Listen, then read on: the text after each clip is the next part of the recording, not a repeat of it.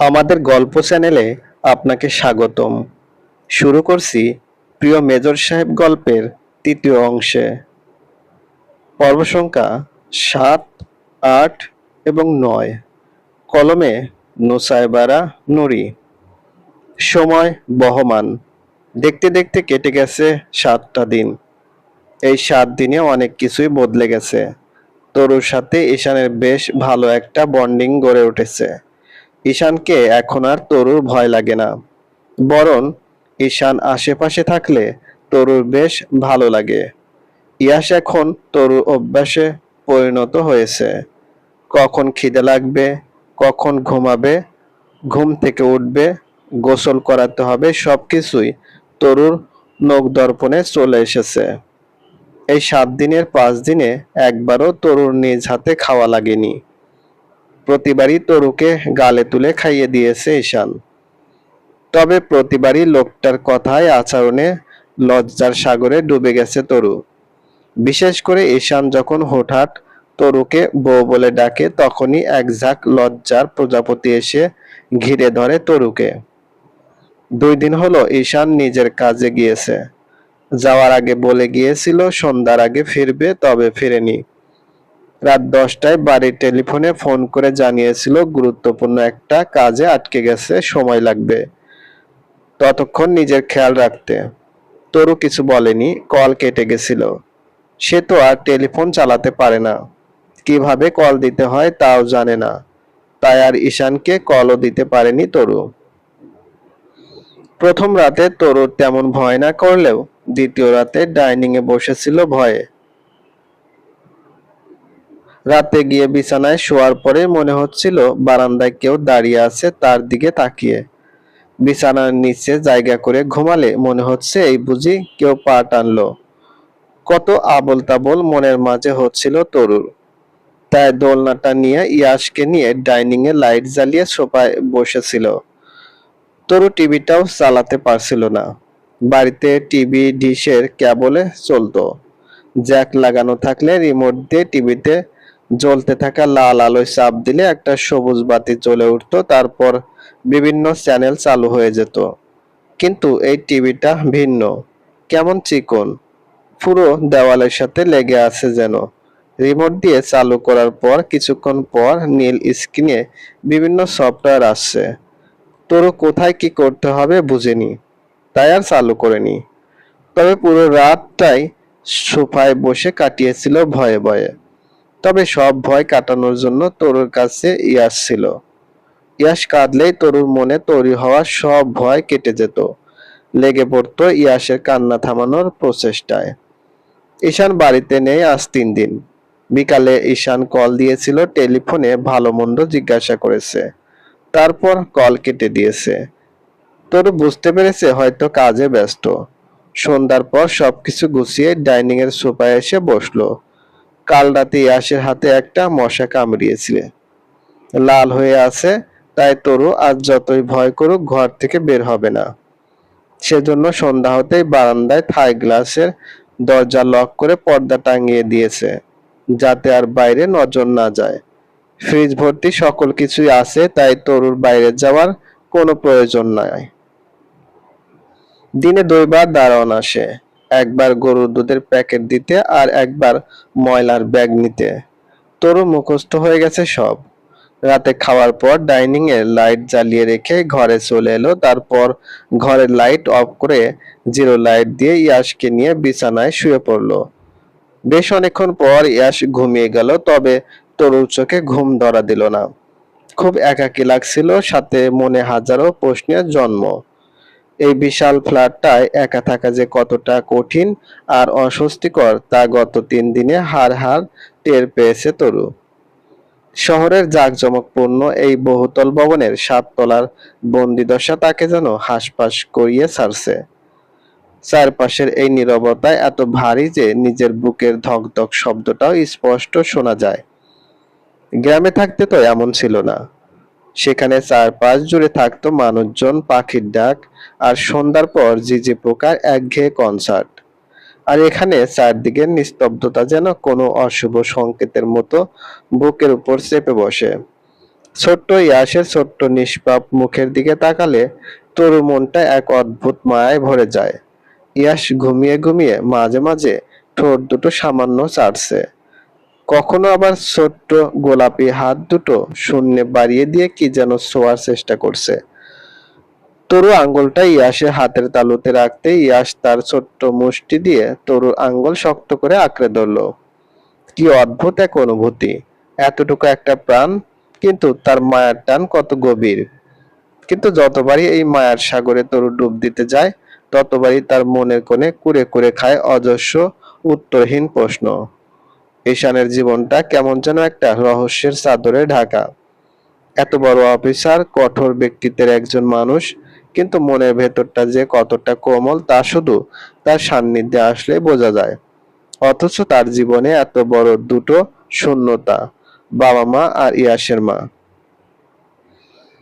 এই কতদিনে ঈশানের সাথে ফ্রি হওয়ার পর শুধু এটুকু জেনেছে, ঈশান এখন চাচা চাচি আর চাচাতো ভাই আর বোন আর ইয়াস বাদে আপন কেউ নেই।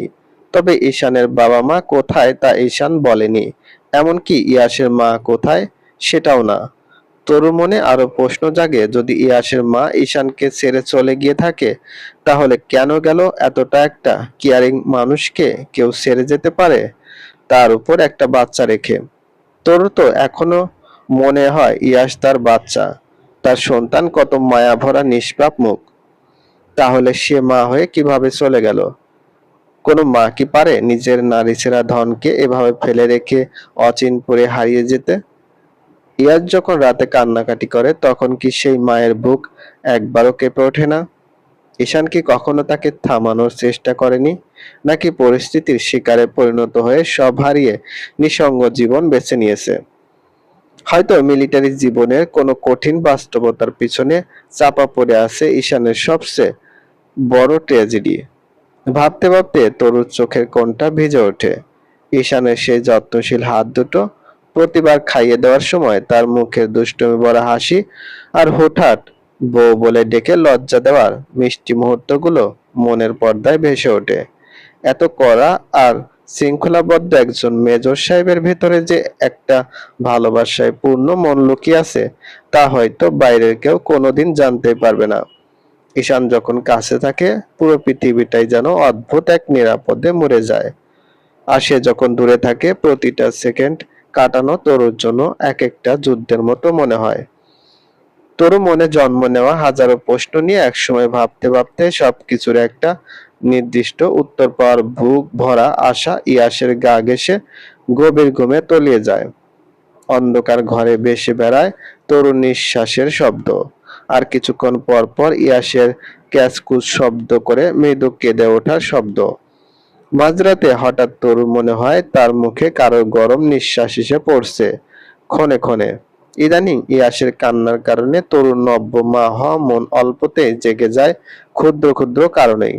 ঘুম খুব পাতলা হয়ে গেছে তার। তরু চোখ বুজে থাকে, তাকাতে চাইলেও তাকাতে পারে না ভয়ে। তবে যখন বুঝতে পারে গরম নিঃশ্বাস তার থেকে সরে তার ডান পাশে ঘুমানো ইয়াসের দিকে যাচ্ছে, তখনই চোখ খুলে উঠে বসে তরু। ঘটনাটা এত দ্রুত ঘটে যে তরুর উপর ঝুঁকে পড়া ঈশানের ঠোঁটে ঠোঁট লেগে অপ্রত্যাশিত চুম্বন হয়ে যায় দুজনের। হঠাৎ চোখের সামনে ঈশানকে দেখে আর নিজের ঠোঁটে ঈশানের ঠোঁটের স্পর্শ পেয়ে ভয়ে চোখ বড় বড় হয়ে যায় তরুর। ভয়ে চোখ ঢলে চিৎকার করতে যাবে, তার আগে তরু মুখ চেপে ধরে ঈশান। এদিকে তরু ভয়ে শেষ, বুঝে উঠতে পারছে না এটা ঈশান নাকি তার রূপে ধরে আসা কোনো জিন। যদি তাই হয় তাহলে কি হবে? তার ভাবনার মাঝেই তরুর কানে ভেসে এলো ঈশানের ফিস ফিস করে বলা কণ্ঠ, রিল্যাক্স, চিল্লিও না, বাবু উঠে যাবে, সাথে ভয়ও পাবে। ঈশানের কণ্ঠ শুনে তরু শুকনো একটা ঢোক গিলে কিছুটা বলতে যায় চোখ বড় বড় করে। তবে ঈশানের হাত তরুর মুখে থাকায় তরু কিছু বলতে পারে না। তা থেকে ঈশান আর একটা বাক্য খরচ না করে হুট করে তরুকে নিজের কোলে তুলে নিয়ে ডাইনিং এ চলে যায়। ঘটনার আকস্মিকতায় তরু কিছু বুঝে ওঠার আগেই নিজেকে সোফায় আবিষ্কার করে। তরুকে সোফায় বসানোর পর মুখ থেকে হাত সরাতেই তরু কিছুটা দূরে সরে গিয়ে তুতলিয়ে বলে ওঠে, আপনি কে? সত্যি করে বলুন, আহ, আমি কিন্তু মানুষ ডাকবো। আমি তো ভিতর থেকে চাবি দিয়ে দরজা লক করেছি। আপনি ভিতরে আসলেন কিভাবে? আপনি ভূত টুত না তো? তরু বেশ ভয় পেয়ে তুতলে কথাগুলো বলে। তরুর কথা শুনে ঈশান না চাইতেও হেসে ফেলে। ঈশানের হাসিতে তরু আরো ভয় পেয়ে যায়। তরু আর একটু পিছনে সরবে, তার আগে ঈশান তরুর পা টেনে নিজের খুব কাছে এনে বসায়। তরু ভয়ে জ্ঞান হারানোর উপক্রম। ভূতে ভীষণ ভয় তার। একবার টিভিতে আহট দেখতে গিয়ে ভয় পেয়েছিল সেবার। 4 দিন জ্বর ছিল তখন থেকেই। পুরোপুরি ভূতে বিশ্বাস করে তরু। তরু গলা শুকিয়ে এসেছে। চিল্লাতে গিয়েও চিল্লাতে পারছে না। মনে মনে দরুদ শরীফ পড়তে শুরু করে। যত দোয়া দরুদ আছে সব পড়তে শুরু করে। ঈশানের তরুর অবস্থা দেখে হেসে গড়াগড়ি খাওয়ার অবস্থা। অনেক কষ্টে নিজেকে শান্ত করে রেখেছে। বেশ কিছুক্ষণ কাটার পর তরুর বন্ধ চোখের দিকে তাকিয়ে ঈশান রসিকতার সুরে বলে উঠল, 17 বছর পার হয়ে খাতা কলমে 18তে পা দিবে আর কয়েকদিন পরে। এখনো যদি ভূতে পাও তাহলে আর কি বলবো তোমাকে। ভূতের তো আর খেয়ে দেয়ে কাজ নেই যে রাত দুপুরে মানুষের ঘরে ঢুকে তার বউ বাচ্চাকে দেখবে। ঈশানের কথা শুনে তরু মনের সাহস জুগিয়ে পিটপিট করে চোখ খুলতেই ঈশান আবার বলে উঠল, গাধা দেখেছি, তবে গাধি দেখিনি আগে। আজ দেখলাম ভূতের ভয়ে চোখ বুজে দোয়া দরুদ পড়ছে। যদি আমার জায়গায় ভূত হতো তাহলে তোমাকে এতক্ষণ বসিয়ে রাখতো এখানে, গাধি। ঈশানের কথায় লজ্জা পেয়ে যায় তরু। দেওয়াল ঘড়িতে তাকিয়ে দেখে রাত 1:51 বাজে। এখন শিওর যে তার সামনে যে বসে আছে সে ঈশান। তার মনে মনে একটা প্রশ্ন থেকেই যায়, লোকটা ভিতরে বেডরুমে গেল কি করে? সে তো মেইন দরজা চাবি দিয়ে লক করেছিল, আর চাবি তো তার বালিশের নিচেই। তরুর ভাবনার মাঝে ঈশান তরুর ভয় কাটাতে আর একটু লজ্জা দিতে রসিকতার সুরে বলে ওঠে, এরপর কোনোদিন ভূত টুত দেখতে পেলে আগে দোয়া দরুদ পড়ে তারপর উঠবা। দিলে তো আমার ঠোঁটের ভার্জিনিটি নষ্ট করে। এখন আমার কি হবে? সুযোগ পেতেই চুমু দিয়ে দিলে। সি বউ সি। চলবে। গল্প প্রিয় মেজর সাহেব পর্ব 8, কলমে নোসাইবারা নুরি। ঈশানের কথায় বিস্ফোরিত নয়নে তাকায় তরু। তারপর বলে, আমি চুমু দিয়েছি আপনিই তো। তরু আর কিছু বলার আগে ঈশান ইচ্ছা করে আবারও তরুর ঠোঁটে নিজের ঠোঁট স্পর্শ করে আবার সরে যায়। তরু অবাকের চরম সীমানায় পৌঁছে যায়। কথা গলায় আটকে আছে। তরু অবস্থা দেখে ঈশান ঠোঁট টিপে হেসে বলে, হ্যাঁ, তুমি কি বলেছিলে আমিই তো চুমু দিয়েছি তাই না? নাও এবার সারাদিন বলো। যাই হোক, যেহেতু আমার ঠোঁটের ভার্জিনিটি নষ্ট করে ফেলেছো, তাহলে এবার আমার ঠোঁটও তার ইজ্জত হরণকারীর উপরে যখন তখন হামলা চালাতে পারে। মনে রেখো। কথাটা বলে ঈশান উঠে যায়। ফ্রেশ হতে হবে তাকে। প্রায় 2 ঘন্টা ড্রাইভ করে এত রাতে বাড়িতে ফিরেছে।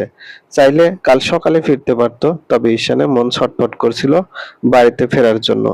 এইবারই প্রথম ঈশানের মনে ছুটির পরে অস্থিরতা কাজ করেছে ভীষণ। যেহেতু তরুর কাছে মোবাইল নেই আর দরজা ধাক্কাতেও পারবে না, আর তরুর ঘুম ভাঙবে না বলেই দরজার সেকেন্ড চাবি দিয়ে তালা খুলে ঘরে ঢুকেছিল। আর তারপর তরু যেখানে সেখানে গিয়ে বেশ অবাক হয়ে গিয়েছিল। বাচ্চাটা একদম তরুর কোল ঘেঁষে যেন মায়ের বুকের সন্তান। ঈশানের মনে কোথাও ভীষণ প্রশান্তি কাজ করছিল হঠাৎ। তারপর ধীরে ধীরে এগিয়ে গিয়েছিল বিছানার ধারে।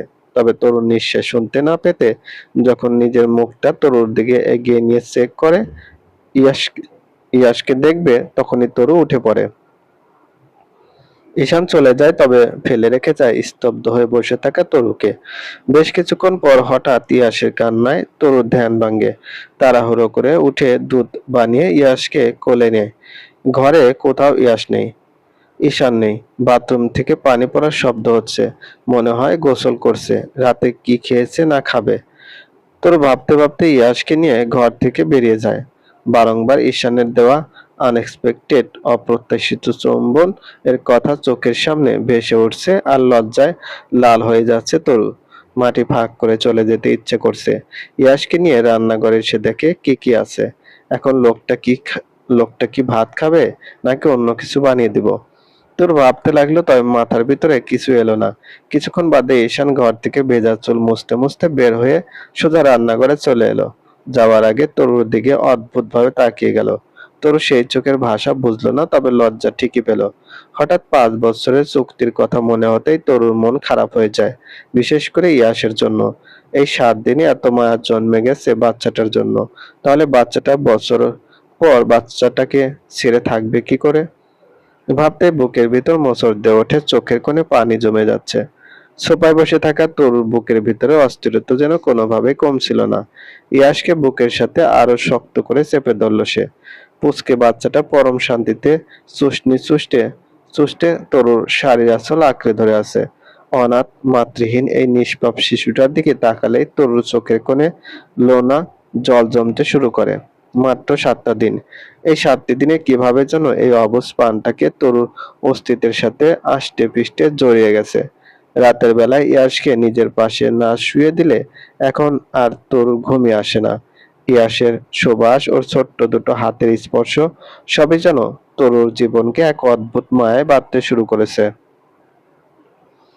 কিন্তু আজ হঠাৎ করে তরুর মনে পড়ে গেল 5 বছরের সেই নির্মম চুক্তির কথা।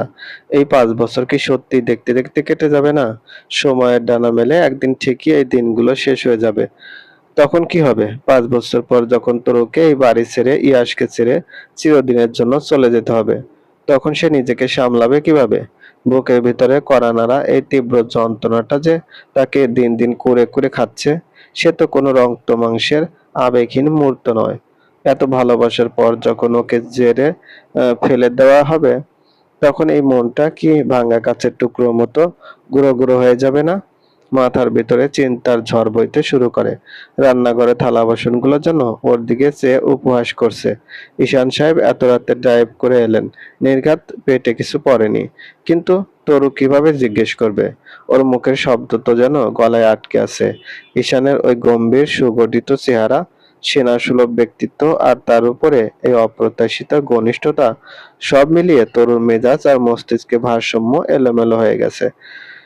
যখন ঈশান ওর ঠোঁটে নিজের ঠোঁট ছোঁয়ালো, তরুর মনে হয়েছিল যেন ওর হৃদস্পন্দন থমকে গেছে। শরীর এক অজানা শিহরণ বয়ে গিয়েছিল। ভালোবাসার আলোয় ভেজা নাকি কোনো অধিকার বোধের প্রকাশ ছিল ওটা। ঈশান ফ্রেশ হয়ে বাথরুম থেকে বেরিয়ে আসার পর যে চাউনিটা দিয়ে সোজা রান্নাঘরে গেল, সে দৃষ্টির অর্থ উদ্ধার করতে তরু ব্যর্থ। ও কি লজ্জা পাচ্ছিল, নাকি লোকটার মুখোমুখি হতে ভয় পাচ্ছিল? নিজের জীবনের করুণ ইতিহাসটার কথা মনে পড়লে তরুণ নিজের উপরই করুণা হয়। সৎ মা আর বাবার নিষ্ঠুর অনাদর সয়ে বড় হওয়া একটা মেয়ে, যাকে সংসারে বোঝা মনে করে এক প্রকার বলি পাঠা বানিয়ে এখানে পাঠানো হয়েছে। ঈশান সাহেব তো দয়া করে তাকে এই বাড়িতে আশ্রয় দিয়েছেন, একটা সম্মানজনক স্থান দিয়েছেন। কিন্তু তরুর অবুঝ মন কেন চুক্তি আর বাস্তবতার সীমানা মুছে ফেলে লোকটার ছায়ায় চিরকালের জন্য আশ্রয় খুঁজতে চাইছে? ইয়াসের একটু নড়াচড়ায় তরু বাস্তবে ফিরে আসে। বাচ্চার কপালে একটা একটা দীর্ঘ চুমু এঁকে দিল সে। চোখের কোণ বেয়ে গড়িয়ে পড়া এক বিন্দু জল এসে পড়ল ইয়াসের তুলতুলে গালে। তরু তড়িঘড়ি করে আঁচল দিয়ে ইয়াসের গাল আর নিজের চোখ মুছে নেয়। ঠিক এই মুহূর্তে ঈশান ড্রয়িং রুমে পা রাখে।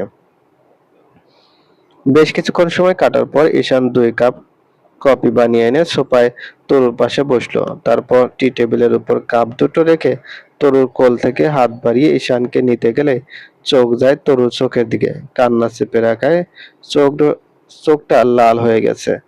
ঈশান ইয়াসকে নিয়ে উত্তেজিত হয়ে বলল, এই বোকা মেয়ে, কাঁদছো কেন? কি হয়েছে? ঈশানের কথায় তরু তাড়াতাড়ি নিজের চোখ মুছে নেয়, তারপর বলে, কিছু হয়নি, চোখে কি জানি পড়েছে। আপনি কিছু খাবেন? বানিয়ে দিব? আমার কাছে নাটকের ডায়লগ দিয়ে কাজ নেই, কি হয়েছে তাই বলো। তোর চোখ মুছে নিল আবারও। কিভাবে বলবে সে? ইয়াসকে ছেড়ে যাওয়ার কথা মনে উঠতেই বুকের ভিতর কেমন লাগছে। কাল রাতে তার ছোট ভাইকে ভীষণ মনে পড়ছিল। কত কোলে নিয়েছে, আদর করেছে, স্কুল থেকে আসার সময় চাটনি চকলেট এনেছে। সে বোঝে না তার মন এত নরম কেন, অন্যের কষ্ট মেনে নিতে পারে না কেন। নিজের শৈশবের ধূসর দিনগুলোর কথা তরু মনে পড়ে যায়। ছোট ভাইটার মুখটা বারে বারে ভেসে ওঠে চোখের সামনে। সৎ মায়ের হাজারো লাঞ্ছনা আর মারধরের মাঝে ওই ছোট্ট ভাইটাই ছিল তার একমাত্র আনন্দের উৎস। টিফিনের টাকা বাঁচিয়ে ভাইটার জন্য চাটনি আর চকলেট কিনে আনতো সে। ভাই যখন এসে জড়িয়ে ধরে বলতো, আপু, তুই না পৃথিবীর সবচেয়ে ভালো আপু। তখন তরুর সব কষ্ট নিমেষেই দূর হয়ে যেত। আজও সেই ছোট্ট ভাইয়ের মায়াবী মুখটা যেন ইয়াসের অবয়বে ফুটে উঠছে। তরু তো জন্ম থেকেই মায়ার কাঙ্গাল। যে একটুখানি ভালোবাসা দেখায় তরু তার জন্য নিজের সবটুকু উজাড় করে দিতে প্রস্তুত হয়ে যায়। কিন্তু এই দুনিয়াটা এত নির্দয় কেন? কেন তাকে বারবার ভালোবাসার মানুষকে হারানোর ভয়ে তটস্থ থাকতে হবে? ঈশান যখন ওর পাশে বসে কফির কাপটা রাখলো, তখন ঈশানের গা থেকে এক অদ্ভুত মৃদু সুবাস তরুর নাকে এলো। পারফিউম আর সাবানের মিশেল সেই পুরুষালী সুবাসে তরুর মাথা আবার ঝিমঝিম করে ওঠে। ঈশানের চেহারায় এখন আর সেই কঠিন মেজরদের মতো কঠোরতা নেই, বরং সেখানে স্পষ্ট ফুটে উঠেছে এক অজানা আতঙ্ক আর অপরাধবোধ। ঈশান ভেবে নিয়েছে তরুর এই কান্নার কারণ অন্য কিছু। ঈশান মনে করছে সে নিজের সীমানা লঙ্ঘন করে তরুর ইচ্ছার বিরুদ্ধে তাকে স্পর্শ করেছে, তাকে অপমানিত করেছে। তরু চোখ বেয়ে পানি গড়িয়ে পড়ে এবার। ঈশান ভয় পায় কিছুটা। তারপর এক হাত দিয়ে ইয়াসকে ধরে অন্য হাত তরু কাঁধে রেখে বলে, আসলে দুঃখিত আমি তরু। আমি ভাবছিলাম এই চুমু দেওয়ার কারণে তুমি লজ্জা পাবে, যেমনটা সবসময় পেয়েছো। বউ বললে, আসলে আমি অত কিছু ভাবিনি। ভাবলে হয়তো এমন একটা কাজ করতাম না। কেঁদো না, প্রমিস করছি। আর এমন মজা করব না যেটা তোমাকে কষ্ট দিবে। তাও কেঁদে আমাকে অপরাধী বানিও না। এমনিতেই অনেক বড় অপরাধী আমি। নিজের অপরাধবোধ থেকে একটু শান্তি পেতেই সবসময় এমন ব্যস্ত থাকি তোমাদের সাথে। মাফ করে দাও আমাকে। ঈশানের করুণ গলায় বলা কথাগুলো শুনে চমকে যায় তরু। সে তো এইগুলো ভেবে কাঁদেনি। তাহলে এই মানুষটা কেন তাকে ভুল বুঝলো? ভুল বোঝার কারণ কি? তরুর ভাবনার মাঝে ঈশান আবারও বলল, প্রমিস করেছি। প্রমিস করেছি তো, আর কখনো এমন মজা করব না যেটাতে তুমি হার্ট হও। আমাকে মাফ করে দাও, আর কেঁদো না। তোর ভীষণ মায়া হলো লোকটার কথা শুনে। যে পুরুষ এভাবে নিজের ভুল স্বীকার করে নিয়ে মাপ চাইতে পারে, তাকে কেউ ছেড়ে যেতে পারে? তাহলে ইয়াসের আম্মা কি করলো? আর লোকটারই বা কি অপরাধ বোধ কাজ করে নিজের মনে, যা শান্তি পায় না? তরুর সব জানতে হবে। সে তো লোকটার বিবাহিত স্ত্রী। সমাজের চোখে হলেও সেই হিসেবে সব ঘটনা তরুর জানা খুব জরুরি। ঈশানের ভিতরে এই হাহাকারটা যেন তরুর বুকে গভীরে গিয়ে আঘাত করলো। একজন সেনা কর্মকর্তা, যে হাজারো সৈনিককে শাসন করে দেশের সীমানা রক্ষা করে, যে আজ একটা সামান্য মেয়ের সামনে এত করুণভাবে ক্ষমা চাইছে। কতটা ভাঙলে, কতটা ভেতরের অপরাধবোধে দগ্ধ হলে একটা মানুষ এভাবে নিজেকে ছোট করতে পারে? ঈশানের অতীতটা ঠিক কেমন ছিল? ইয়াসের আসল মাই বা কেমন নারী ছিল, যে ঈশানের মতো একজন সৎ, যত্নশীল আর ভালোবাসতে জানা মানুষকে এভাবে ছেড়ে চলে যেতে পারলো? তরুর মনের ভিতর শত শত প্রশ্নের পাহাড় জমে হতে থাকে। ঈশান্ত তরুর চোখে কান্না দেখে নিজেকে দায়ী ভেবে বসে আছে। ও তো জানেই না তরু ওর অপরাধের জন্য কাঁদছে না, তরু কাঁদছে বিচ্ছেদের আগাম যন্ত্রণায়। কিন্তু এই সত্যিটা মুখ ফুটে বলার মতো সাহস বা অধিকার কি তরু আছে? যদি বলতে যায়, আমি আপনার চুমুর জন্য কাঁদছি না, কাঁদছি কারণ 5 বছর পর আপনাকে আর ইয়াসকে ছেড়ে যেতে হবে, তবে কি ঈশান হেসে উঠবে? নাকি গম্ভীর গলায় মনে করিয়ে দিবে তাদের মাঝে থাকা 5 বছরের পেশাদার চুক্তির করা নিয়মগুলোর কথা? ঈশান যদি ভেবে বসে তরু তার সম্পত্তি বা তার উপর নিজের অধিকার ফলাতে চাইছে, তবে হয়তো এইটুকু যত্নের ছায়াও হারিয়ে যাবে। এই ভয়ে তরুণ মুখ দিয়ে কোনো কথাই ফুটল না। তরুকে চুপ থাকতে দেখে ঈশান এবার তরুর কাঁধ থেকে হাত সরিয়ে নিয়ে টি টেবিলের উপরে থাকা একটা কাপ তরুর দিকে সরিয়ে দিয়ে জোর করে হেসে বলে, ঠান্ডা হয়ে যাচ্ছে, খেয়ে নাও, চোখের পানি মুছো। তরু তাকায় ঈশানের হাতের দিকে। ফর্সা হাত, হাতে একটা চেইনের ডিজাইন করা গোল্ডের ব্রেসলেট। বেশ মানিয়েছে। তরু ঈশানের ভুল ভাঙিয়ে দিতে চায়, যে তার কারণে সে কষ্ট পেয়েছে ইয়াসের জন্য তাকে ছেড়ে যেতে হবে বলে। কিন্তু প্রকাশ করার পর যদি ঈশান রেগে যায়, যদি বলে, তোমাকে তো 5 বছরের জন্যই আয়া হিসেবে এনেছি, এখানে চকে তো চলে তো যেতেই হবে, তখন তো আরো কষ্ট হবে তরুর। নিজেকে সামলাতে পারবে না। তবুও তরু কথাটা বলতে চায়, তবে গলা আটকে আসে, তবে কথা বের হয় না। তরু কফির কাপটা নিয়ে এক চুমুক দিয়েই চোখ বুজে নেয়, নাক মুখ সিটকে। চোখ এড়ায় না ঈশানের, তবে আর কোনো প্রত্যুত্তর করে না। তার ভীষণ খারাপ লাগছে। কেন করলো সে এমন কাজ? কফির তেতো স্বাদটা সোজা তরুর গলায় গিয়ে লাগে। কফি তরুর একদমই পছন্দ নয়। তার উপর চিনি ছাড়া ব্ল্যাক কফির মতো তেতো অনুভূতি। কিন্তু তরু বাধ্য হয়ে সেই তেতো তরল পেটে চালান করে দিল, যেন নিজের মনের ভেতরে তেতো ভাবটাকে চেপে রাখার এক ব্যর্থ চেষ্টা। তরুর এই নাক মুখ ছিটকানো ঈশানের নজরে এড়ালো না। কিন্তু অন্য সময় হলে হয়তো ঈশান এটা নিয়ে একটু মজা করত, তরুকে একটু খেপাতো, কিন্তু আজ ঈশান সম্পূর্ণ নীরব। ঈশানের বুকের ভেতরটা তখন মোচড় দিয়ে উঠছে। সেনা জীবনের কঠোর অনুশাসনের মধ্যেও সে ভেবেছিল ঘরে ফিরে একটুখানি স্বস্তি পাবে। তোর ওই লাজুক মুখটা, মৃদু হাসি আর ইয়াসের প্রতি ওর নিঃস্বার্থ যত্ন ঈশানকে এক অজানা শান্তিতে ভরিয়ে দিত। বিগত 7 দিনে ঈশান নিজের অজান্তে এই হাসি খুশি মেয়েটার প্রতি এক অদ্ভুত টান অনুভব করতে শুরু করেছিল। তাই তো কাজ শেষ হতে 2 ঘন্টার পথ ঝড় বৃষ্টির রাতে ড্রাইভ করে ছুটে এসেছে শুধু এই মুখটা এক নজর দেখার জন্য। কিন্তু তার একটা অনিচ্ছাকৃত ভুল বা অনাধিকার চর্চা কি এই সুন্দর সম্পর্কটাকে চিরকালের জন্য ধ্বংস করে দিল? ঈশানের মনে পড়ে যায় অতীতের সেই কাল রাত্রির কথা, সেই টমার কথা যা তাকে বছরের পর বছর তাড়িয়ে বেরিয়েছে। সে তো আর কাউকে হারাতে চায় না, আর কোনো সম্পর্কের মাঝে দেওয়াল তুলে দিতে চায় না। যদি তরু তার থেকে মুখ ফিরিয়ে নেয়, যদি তরু আর আগের মতো করে তার সামনে সহজ হতে না পারে, তবে ঈশান এই নির্জন বাড়ি গৃহের মানসিক চাপ সহ্য করবে কিভাবে? না করলে হতো না। সুন্দরই তো চলছিল সব, একটা সুখের সংসার হয়েছিল। ঈশানের মনে ভয় হয়, যদি আর যদি আর আগের মতো শান্তি না থাকে ঘরে, তরু যদি আর না হাসে, তার সাথে কথা না বলে, তাহলে আবারও ট্রমায় চলে যাবে ঈশান। এই ট্রমা থেকে বাঁচতেই তো চাচার পছন্দে তরুকে নিয়ে এখানে নিজের সর্বোচ্চ কেয়ার দিয়ে একটা ভালো সম্পর্ক গড়ে তুলেছে। তাহলে কি সব ভেঙে গেল আজ তার কারণে? ঈশান আর ভাবতে পারে না, তার কোলে থাকা ইয়াশ ঘুমিয়ে পড়েছে। ঈশান তরুর দিকে একবার তাকিয়ে শান্ত কণ্ঠে বলে, খাওয়া হয়ে গেলে লাইট নিভিয়ে ঘরে চলে এসো। কথাটা বলেই বড় বড় পা ফেলে ঘরে চলে যায় ঈশান। এদিকে সোফায় রেখে যায় তার দিকে চোখে পানি নিয়ে তাকিয়ে থাকা তরুকে। তোরও ভীষণ খারাপ লাগে, লোকটা যদি তার সাথে আর কথা না বলে, এই ভুল বোঝার কারণে যদি আর আগের মতো কথায় কথায় লজ্জা না দেয়, কেয়ার না করে। তোরও তো এখনই অভ্যাস হয়ে গেছে। লোকটা যদি ঘর থেকে বেরিয়ে অন্য ঘরে চলে যায়, তখন তোরও আর ভাবতে পারে না। সঠিক সময়ে কথাগুলো না বলতে পেরে লোকটার মনে ভুল ধারণা ধরিয়ে দেওয়ায় খুব কান্না পাচ্ছে ওর। নিজের উপরে নিজের খুব রাগ লাগলো তরুর। সারা জীবন তো বাপ মায়ের মার খেয়েছে, এবার একটু সুখ আর ওর সহ্য হলো না। হতভাগা, অভাগী, আসলে ভালোবাসা পাওয়ার যোগ্য না। নিজের মনে মনে কথাগুলো উচ্চারণ করে 2 হাত দিয়ে নিজের গালে ঠাস ঠাস করে চড় মারতে শুরু করে তরু। তারপর ফুঁপিয়ে কেঁদে ওঠে। অন্যায় মুখ গুজে চলবে গল্প। প্রিয় মেজর সাহেব, পর্ব সংখ্যা 9।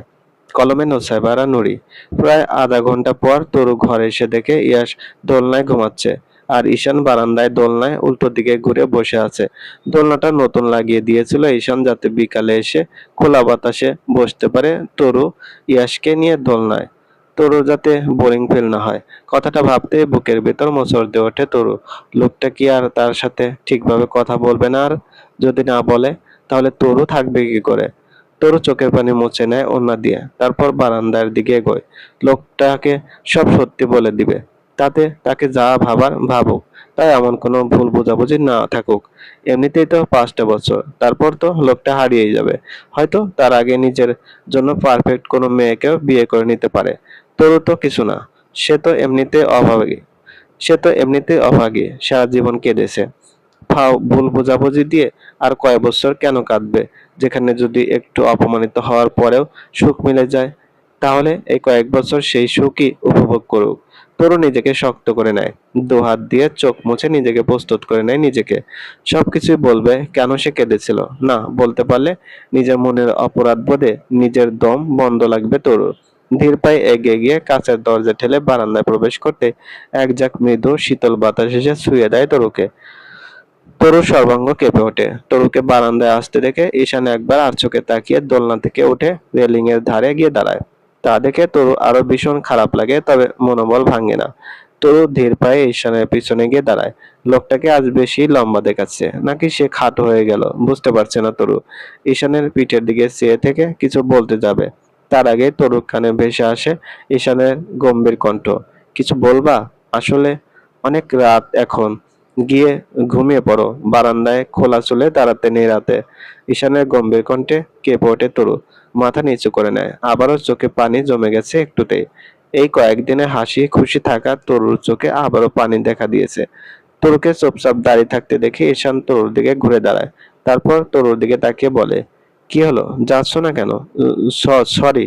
ঈশানের কথার পিঠে তরু ভাঙ্গা গলায় কথাটা বলেই ফুপিয়ে ওঠে। তরুর কথায় ঈশান ভ্রু কুঁচকে ফেলে। হোয়াই? কিসের জন্য সরি? আমি আসলে ভুল আমি করেছি, তার জন্য মাপ চেয়েছি। তোমার কোনো ভুল নেই। নেক্সট টাইম সরি বলার প্রয়োজন নেই। যাও ঘুমিয়ে পড়ো। ঈশানের কথাটা বলতে দেরি হয়, তবে হুট করে তরু ঈশানের বুকে ঝাঁপিয়ে পড়ে শব্দ করে কেঁদে ফেলতে সময় লাগে না। ঈশান অবাক হয় না। সে বোধহয় জানতো এমন কিছু হবে। বেশ কিছুক্ষণ দাঁড়িয়ে থেকে একটা দীর্ঘশ্বাস ফেলে বলল, এই বোকা, কি হয়েছে? কাঁদছো কেন? তোমাকে না নিষেধ করেছি কাঁদবে না? আমার কিন্তু রাগ হয়। আমি কিন্তু মোটেই এতটা শান্ত না। কান্না থামাও, না হলে রেগে গেলে বিপরীত হবে। তবে তোরও কান্না থামায় না। থামানোর পরিবর্তে আরো শক্ত করে চেপে ধরে ঈশানকে। তারপর কাঁদতে কাঁদতে ভাঙা গলায় বলে ওঠে, আপনি সত্যি বলেন, আমি আসলেই বোকা। আসলে অনেক দুর্বল মেয়ে আমি। আমি নিজের ইমোশনকে কন্ট্রোল করতে পারি না মেজর সাহেব। আমার দম বন্ধ লাগছে। আমি সত্যি সত্যি খুব সরি। আপনি যা নিয়ে ভুল বুঝেছেন আমাকে, তা নিয়ে আমি কাঁদিনি। দয়া করে আমার সাথে কথা বলা বন্ধ করবেন না। আপনার এড়িয়ে চলা আমি মানতে পারবো না। আমার খুব খারাপ লাগছে। ঈশানের সুগঠিত চওড়া বুকের ধুকপুকানি স্পষ্ট শুনতে পাচ্ছে তরু। সেই স্পন্দনের তাল যেন তরুর সমস্ত বিষাদময় অস্তিত্বকে নাড়িয়ে দিচ্ছে। ঈশানের শার্টের কাপড় তরুর চোখের পানিতে ভিজে একাকার হয়ে যাচ্ছে। অথচ সেদিকে লোকটা যেন কোনো খেয়ালই নেই। বহু বছরের জমানো কষ্ট আর একাকিত্ব আজ এভাবে কান্নার নদী হয়ে বইছে। তরু দুই হাতে শক্ত করে ঈশানের পিঠ আঁকড়ে ধরে রাখে, যেন হাত আলগা করলেই এই আশ্রয়টুকু কোনো মায়াজালের মতো মিলিয়ে যাবে। রাতে বারান্দার একপাশে ফোটা নাইট কুইনের মিষ্টি ঘ্রাণ আর তার মাঝে ঈশানের পারফিউমের ঝাঁঝালো সুবাস মিলেমিশে এক অদ্ভুত মায়াবী পরিবেশ তৈরি করেছে। বাতাসটা একটু জোরে সোরে বইতেই তরুর আলগা চুলগুলো উড়ে গিয়ে ঈশানের গালে মুখে আছড়ে কাটছে। কিন্তু ঈশান কোনো বিরক্তি প্রকাশ করলো না। সে নিঃশব্দে এক হাতে তরুর পিঠে হাত বুলিয়ে দিতে লাগলো, যেন কোনো অবুঝ শিশুকে শান্ত করার চেষ্টা করছে। তরু কান্না কিছুতেই থামতে চায় না। গলার কাছে জমে থাকা কান্নার দলাটা যেন কিছুতেই সরছে না। জীবনের অতীতে যত অবহেলা, যত অনাদর সে পেয়েছে, আজ তার সবটুকু ক্ষোভ আর যন্ত্রণা যেন এই মানুষটার কাছে উজাড় করে দিতে চায় সে। গত রাতে ঘরের এক কোণে বালিশে মুখ গুজে নীরবে কেঁদেছে তরু। কেউ কখনো এসে জিজ্ঞেস করেনি তার কি হয়েছে। কিন্তু এই মানুষটা, লোকটা গম্ভীর, বদরাগী আর কঠোর চেহারার হলেও তার নজর থেকে তরুর কোনো কষ্টই এড়ায় না। এমনকি যে কথা মুখ ফুটে বলতে পারেনি সেটাও লোকটা ঠিক বুঝে নেয়। ভাবতেই তরুর ভেতরটা মোচড় দিয়ে ওঠে। মনে হতে থাকে, ঈশান যদি সত্যি সত্যি তার উপর অভিমান করে মুখ ফিরিয়ে নেয়, তবে সে কার ছায়ায় গিয়ে দাঁড়াবে? ঈশানের কাছ থেকে সামান্য অবহেলাটুকু সহ্য করার মতো ক্ষমতা এখন তার নেই। তরু কাঁপতে থাকা কান্না মিশ্রিত কণ্ঠে শুনে ঈশান হাসে অন্ধকারে। চাপদাড়ির ফাঁকে আদপোড়া কালো ঠোঁটে হাসি ফুটে ওঠে, তবে তা তরু দেখতে পায় না। ঈশান তরুকে নিজের থেকে ছাড়িয়ে নেয়। তারপর তরুর দিকে তাকায়। তরু মাথা নিচু করে অপরাধীর ন্যায় দাঁড়িয়ে আছে। কিছুক্ষণ পর পর ফুঁপিয়ে উঠছে কান্নার কারণে। ঈশান গম্ভীর শীতল কণ্ঠে তরুর দিকে তাকিয়ে বলে, কিসের ইমোশন কন্ট্রোল করতে পারো না? আমি কি নিষেধ করেছি তোমাকে? আর আমি তোমাকে আগেও বলেছি, তুমি যাতে কষ্ট পাও এমন কিছু আমি করব না। সো এমন কান্নার মানে হয় না। চোখের পানি মুছে নাও। আর তুমি কি কারণে কেঁদেছো না কেঁদেছো সব আমি জানি, তাই বিশ্লেষণ করা লাগবে না। ঈশানের কথা কানে গেলেও তরু কোনো রেসপন্স করে না। আবেগের বশে মস্ত বড় একটা ভুল করে ফেলেছে। লোকটাকে জড়িয়ে ধরে, হয়তো এবার এটার জন্য অপমান সইতে হবে। তরু সত্যি দম বন্ধ হয়ে আসে এবার। কান্নারা দলা পাকিয়ে যায় গলার ভিতর। তরুকে চুপ থাকতে দেখে ঈশান তরুর দিকে কিছুটা এগিয়ে আসে। তারপর গলার স্বর কিছুটা দমিয়ে দীর্ঘশ্বাস ছেড়ে বলে, আমি তোমার মন পড়তে পারি তরু, সেই বিয়ের পরদিন সকাল থেকে। তোমার চোখের ভাষাও আমার অজানা না। তুমি চাইলে কিছু লুকাতে পারবে না আমার থেকে। আমি তোমাকে অনেকবার বলেছি, একজন মেজরের বউকে হতে হয় স্ট্রং। এমন হুট করে কেঁদে ফেলার মতো মন নিয়ে নিজেকে সামলাতে পারবে না। ঈশান হাত বাড়িয়ে তরুর দুই কাঁধে দু হাত রাখতেই তরু কেঁপে ওঠে আর চোখে একবার হাতের দিকে তাকিয়ে আবার মাথা নিচু করে নেয়। চোখ বেয়ে গড়িয়ে পড়ে কয়েক ফোঁটা নোনা জল। ঈশান তরুর মুখের দিকে তাকিয়ে কিছুক্ষণ চুপ করে থেকে বলে, আমি ঠিক এটাই চাচ্ছিলাম তরু। আমার ছেলেটার প্রতি তোমার মায়া জন্মাক। তুমি ওকে নিজের মনে করো, ভালোবাসো, ওকে হারানোর ভয় পাও যেমনটা একজন মা পায়। তুমি কি ভেবেছিলে আমি দেখিনি যখন ইয়াস ফিডারেও চুপ করেছিল না? তুমি তখন নিজের বেস্ট ফিলিং করাতে চাইছিলে। যদিও তুমি কুমারী, তবুও একজন মায়ের দায়িত্ব পালন করছিলে। এতে আমি মুগ্ধ। তবে আমি সব দেখেও না দেখার মতো চলে গিয়েছি। আমি জানতাম তুমি লজ্জা পাবে, তাই কিছুই বলিনি। থাক, থাক না মা ছেলের গোপন কিছু বিষয়। তবে তুমি নিজের ইমোশনটুকু নিজের ভিতর চেপে রেখে কারণ ছাড়া কেন কষ্ট পাবে? ঈশান যখন কথাগুলো বলছিল, তোর বুকের ভিতর তোলপাড় সৃষ্টি হয়ে যায়। লাজুকতার এক অদ্ভুত চরম সীমায় পৌঁছে যায় সে। লোকটা সব দেখেছে, জেনেও এভাবে না দেখার ভান করে লুকিয়েছিল। রাতে ইয়াসের কান্নার আওয়াজে যখন তরু অস্থির হয়ে উঠেছিল, যখন মাতৃত্বের এক অনবদ্য অনুভূতি তার হৃদয়ে জোয়ার এনেছিল, তখন ঘরের ছায়ায় দাঁড়িয়ে ঈশান তাকে পর্যবেক্ষণ করছিল। অথচ তরু ভেবেছিল তার এই দুর্বলতা হয়তো ঈশানের চোখে অপরাধের মতো ঠেকবে। তার মনে সংশয় ছিল, ঈশান হয়তো তাকে ভুল বুঝে ভাববে সে সীমা লঙ্ঘন করছে। অথচ সত্যিটা ছিল সম্পূর্ণ ভিন্ন। লোকটা কত সূক্ষ্মভাবে তার ভেতরের মাতৃত্বকে বিকশিত হতে দিয়েছে। তাকে কোনো লজ্জিত পরিস্থিতিতে না ফেলে আড়াল থেকে খেয়াল রেখেছে। তরু দুই হাতে নিজের শাড়ির আঁচল পেঁচাতে পেঁচাতে লজ্জায় মাথা আরো নিচু করে ফেলে। রাতের বারান্দার চাদর আলো এসে পড়েছে তাদের দুজনের উপর। সেই আলোতে ঈশানের সুঠাম দেহ আর তার পাশে দাঁড়িয়ে থাকা তরু ছায়াটুকু এক হয়ে মিশে যাচ্ছে। ঈশানের প্রতিটি কথায় যে গভীর বিশ্বাস আর সম্মান প্রকাশ পাচ্ছে তা তরুর জীবনে আগে কখনো কেউ দেয়নি। সারা জীবন অপবাদ আর তুচ্ছতা ছিল সহ্য করা। তরু আজ হঠাৎ করেই এমন এক সম্মানের আসনে এসে বসেছে যা সে কল্পনাও করতে পারেনি। ঈশানের কণ্ঠের সে গভীরতা আর চোখের দৃষ্টি তরুকে যেন কোনো এক অজানা মায়াজালে আটকে ফেলছে। ঈশান এটুকু বলতেই তরু ঈশানের মুখের দিকে তাকিয়ে পড়ে অবাক হয়ে। তারপর অবাক সুরে বলে, "আহ, আপনি সব দেখেছেন? হয়তো, আবার হয়তো না। এতে লজ্জার কিছু নেই, স্বাভাবিক কিছু।" ঈশানের কথা তরু পছন্দ হয় না। তবে কিছু বলতে পারে না। লজ্জা, ভয় এক অসহায়ত্ব ঘিরে ধরেছে তাকে। তরুকে চুপ করতে দেখে ঈশান আবার বলে, তখন আমি ইচ্ছে করেই লিপ কিসের কথাটা বললাম তোমাকে, যাতে তুমি মনে করো আমি ভুল বুঝেছি। আমি তোমার চোখে লজ্জা দেখলেও খারাপ লাগা দেখিনি। তবে আমি চেয়েছিলাম তুমি নিজের সৎ সাহস নিয়ে বলতে আসো কান্নার কারণ। সেজন্য তোমাকে রেখে এসে ইয়াসকে দোলনায় শুয়ে দিয়ে আমি বারান্দায় পুরো 37 মিনিট 22 সেকেন্ড অপেক্ষা করেছি। তারপর তুমি এসেছো।